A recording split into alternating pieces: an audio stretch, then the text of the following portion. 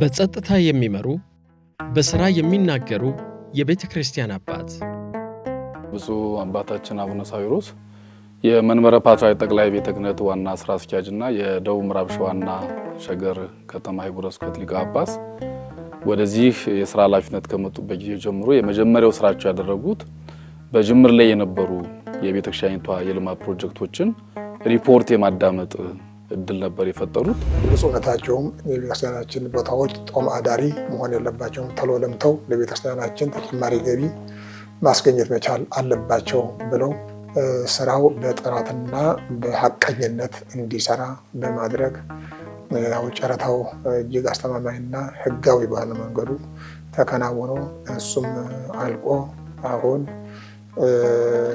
ወደ ስራ የተገባበት ሁኔታ ነው ያለው።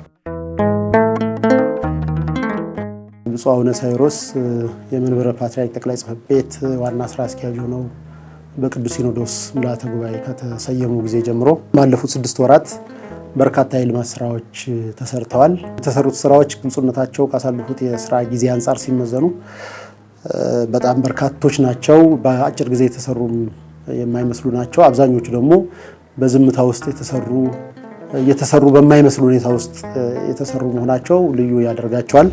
በአሁኑ ሰዓት 3 የቤተክርስቲያኒቷ ሜጋ ፕሮጀክቶች ወደ ልማት ገብተው ይገኛሉ። ከቀደመው የልማት ሂደታችን ጋር ስናነጻጽረው እንዲህ አይነት ሰፋፊ ይዞታ ያላቸው በከፍታቸውም እጅግ ሰማይ ጠቀስ የሆኑ ህንጻዎችን በአንድ ጊዜ የተጀመረበት ወቅትም የለም። ይሄ አንዱ ሞዴልና አብነት አርአያ የሚሆን ስራ ነው ብለን እንወስዳለን።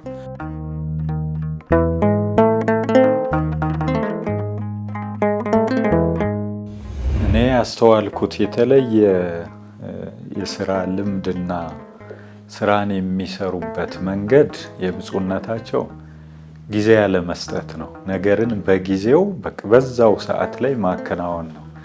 አሁን ለኛ ተከፍለው በተሰጡ የሥራ ድርሻዎች እንኳን መዘግየት የሚፈጥርባቸው ስሜት ጥሩ ስሜት አይደለም።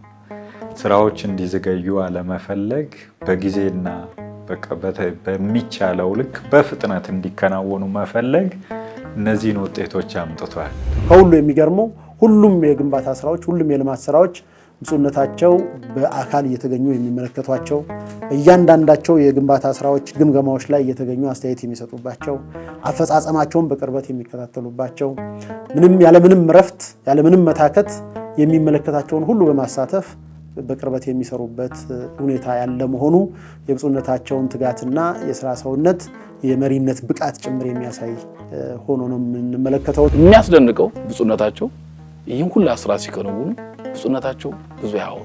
የሚገርማችሁ በጣም የሚደንቀኝ ነገር 2 ቃል ተናግረው ብዙ ስራ ይሰራል። ወደ ሰፊ ታጋሽ ሰው አክባሪ አንደበተ ቁጥብ ለስራ ግን በጣም ፈጣን እና ውሳኔያቸው መሬት ጠብ የማይል ተተግብሮ በቃ ነው። ሰዳውን እዚህ የምናያቸው ስራዎች በሙሉ ታዩዋቸዋላችሁ። ማታ ወደ ቤት ስንሄድ ሌላ ጧት እንመጣ ሌላ ሆኖ እናገኘው ነገር ብዙ ነገር አለ። ይሳካላቸዋል። ደግሞ እንደገና ስኬትም አላቸው፣ ይሳካላቸዋል። በጸጥታ የሚመሩ በሥራ የሚናገሩ የቤተ ክርስቲያን አባት በቅርብ ቀን ይጠብቁን።